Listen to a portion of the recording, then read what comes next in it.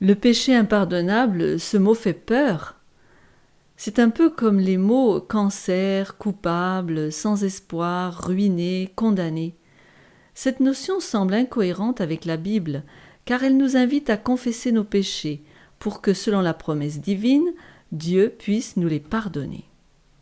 Il est dit dans 1 Jean 2, verset 1, « Mes petits enfants, je vous écris ces choses afin que vous ne péchiez point. Et si quelqu'un a péché, nous avons un avocat auprès du Père, Jésus-Christ le juste. » Certains chrétiens vivent avec cette crainte ou cette terreur d'avoir commis le péché impardonnable.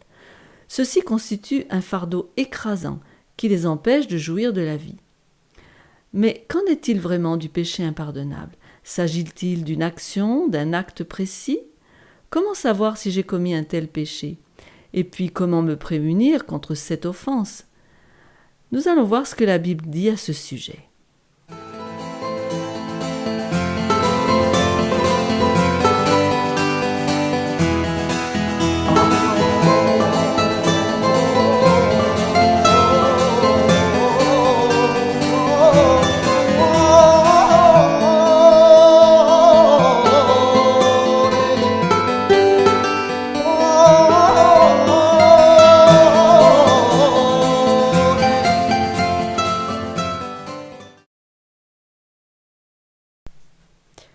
Nous allons commencer par lire avec attention, je dirais presque microscopiquement, le texte. Il se trouve en Matthieu 12, 31 et 32. « C'est pourquoi je vous dis, tout péché et tout blasphème sera pardonné aux hommes, mais le blasphème contre l'Esprit ne sera point pardonné. Quiconque parlera contre le Fils de l'homme, il lui sera pardonné. Mais quiconque parlera contre le Saint-Esprit, il ne lui sera pardonné ni dans ce siècle, ni dans le siècle à venir. » L'évangile de Luc nous rapporte le même fait, et Marc, quant à lui, nous dit, en Marc 3, 29, « Mais quiconque blasphémera contre le Saint-Esprit n'obtiendra jamais de pardon. Il est coupable d'un péché éternel. » Donc, blasphémer ou parler contre le Saint-Esprit est impardonnable. Dieu promet pourtant de pardonner tous les péchés si nous les confessons. D'après Actes 13, 38, « Sachez donc, hommes frères, que c'est par lui, Jésus, que le pardon des péchés vous est annoncé. » Toute personne qui s'approche de Dieu par la prière et la repentance et qui demande pardon est pardonnée sans condition. La Bible ne cache pas les transgressions des grands hommes de foi d'ailleurs. Ceci afin de nous encourager à persévérer, à faire comme eux, c'est-à-dire revenir vers Dieu si nous l'avons offensé. Voyons quelques exemples dans la Bible. Prenons le cas de David, le meurtre de David. Nous connaissons bien l'histoire de David, comment il a commis l'adultère avec Bathsheba et pour le cacher aux hommes, fait tuer son mari sur le champ de bataille. Bien que ce fût un crime très grave, cependant, le prophète, quand il vient lui révéler, voici ce que David répond en 2 Samuel 12, verset 13. « J'ai péché contre l'Éternel. Et Nathan dit à David, « L'Éternel pardonne ton péché, tu ne mourras point. » Vous voyez, l'Éternel lui pardonne instantanément. La condition pour recevoir le pardon, c'est la confession, la repentance sincère, pour tous les péchés quels qu'ils soient. C'est cette humiliation, ce retour sur soi.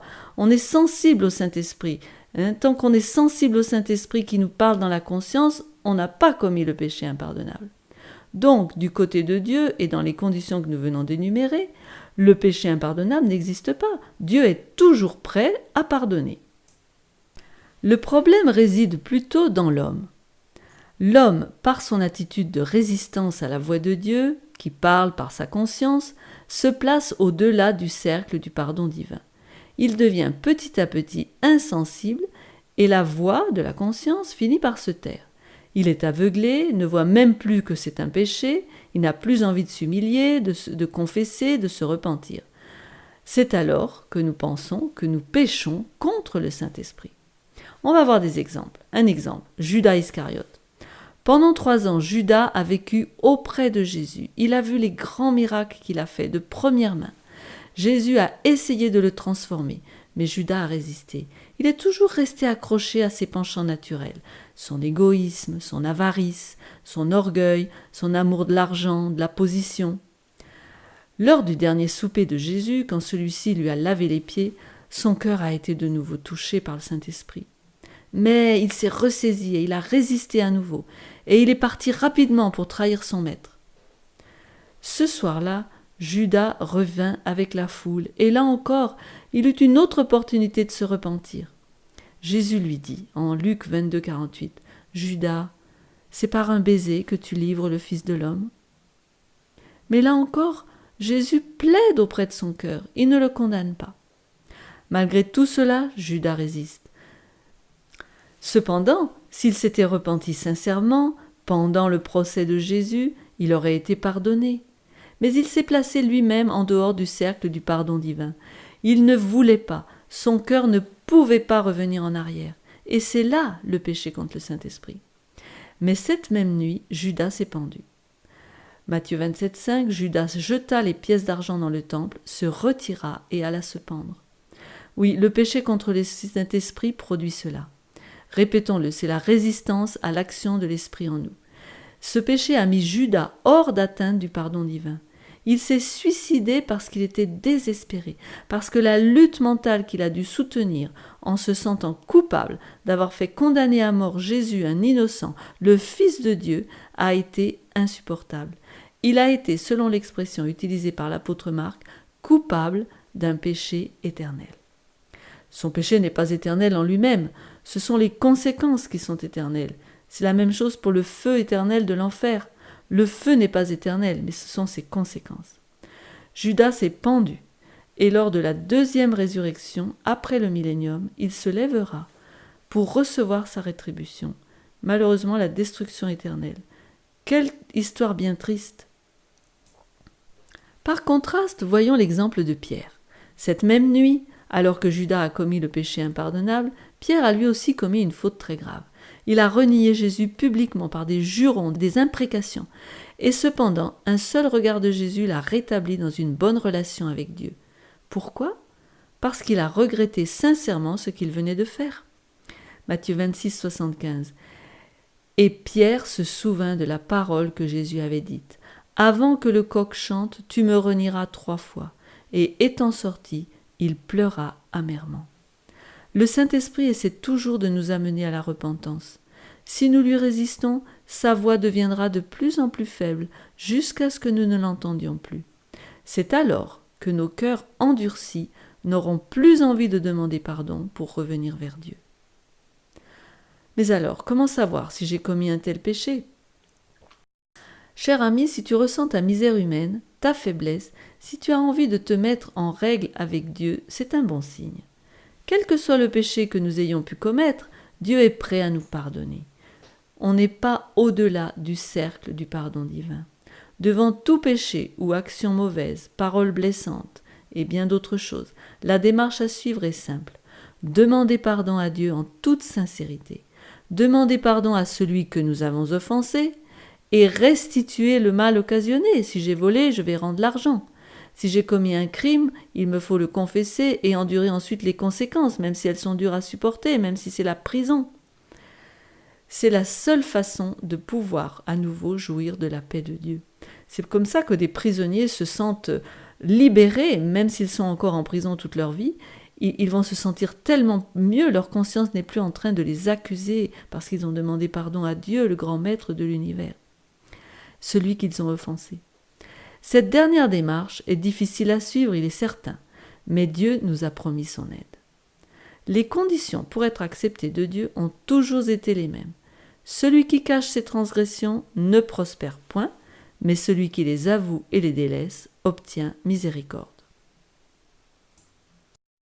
Alors, pourquoi parler contre le Fils de l'homme est pardonnable, mais parler contre le Saint-Esprit ne l'est pas ? Dans le trio divin, chacun a un rôle, comme nous l'avons expliqué dans notre vidéo sur le Saint-Esprit. Le rôle du Saint-Esprit est celui de nous sanctifier, de nous ramener vers Dieu. C'est lui qui nous convainc de pécher. Jean 16, versets 7 et 8, « Cependant je vous le dis, je vous dis la vérité, Il vous est avantageux que je m'en aille, car si je ne m'en vais pas, le consolateur ne viendra pas vers vous, mais si je m'en vais, je vous l'enverrai. Et quand il sera venu, il convaincra le monde en ce qui concerne le péché, la justice et le jugement. C'est pourquoi, comme nous venons de le voir, celui qui résiste à l'action de cet agent divin se place lui-même volontairement, peut-être un peu inconsciemment, au-delà du pardon divin. Nous rejetons le seul moyen que Dieu utilise justement pour nous convaincre de péché et nous ramener vers lui. Les dirigeants juifs du temps de Jésus résistèrent à toutes les évidences que le Saint-Esprit leur montrait. Des miracles, des morts ressuscités, des foules nourries, des aveugles guéris. Ils étaient tellement endurcis qu'ils payèrent des faux témoins pour accuser Jésus car ils voulaient s'en débarrasser.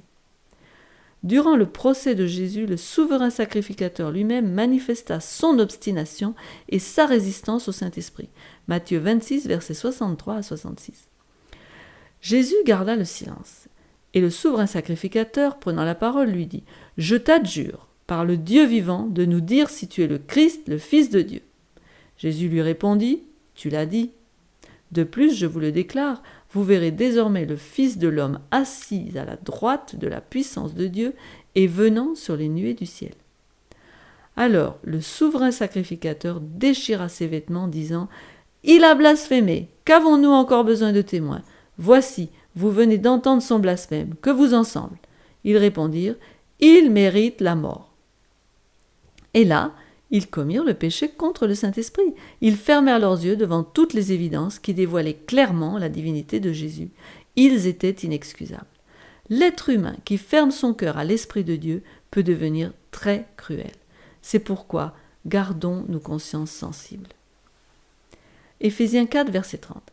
N'attristez pas le Saint-Esprit de Dieu, par lequel vous avez été scellés pour le jour de la rédemption. Et attrister le Saint-Esprit, c'est attrister Dieu, c'est attrister Jésus. La conscience, c'est la voix de Dieu que l'on entend au milieu des conflits des passions humaines. Quand on lui résiste, le Saint-Esprit est attristé. Si nous gardons nos consciences sensibles, nous serons prémunis contre l'endurcissement du cœur. Alors justement, comment garder nos consciences sensibles ? Eh bien, il faut obéir, en obéissant à ce que la parole de Dieu nous indique. C'est pourquoi il faut déjà la lire, la méditer le matin de bonne heure. Psaume 119, verset 5 nous dit « Ta parole est une lampe à mes pieds et une lumière sur mon sentier. » N'oublions pas que Dieu est amour, son désir le plus grand est de nous sauver, mais il ne peut pas nous forcer, il est obligé de suivre certaines conditions. Étudions la parole, suivons ses directives, obéissons aux vérités au fur et à mesure que nous les découvrons.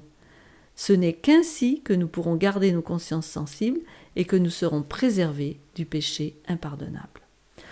En conclusion, le blasphème contre le Saint-Esprit ne consiste pas en une action ou des paroles dites ponctuellement, un péché précis, mais il s'agit d'une résistance continuelle à la vérité et aux évidences que l'Esprit de Dieu nous donne pour nous amener à la repentance.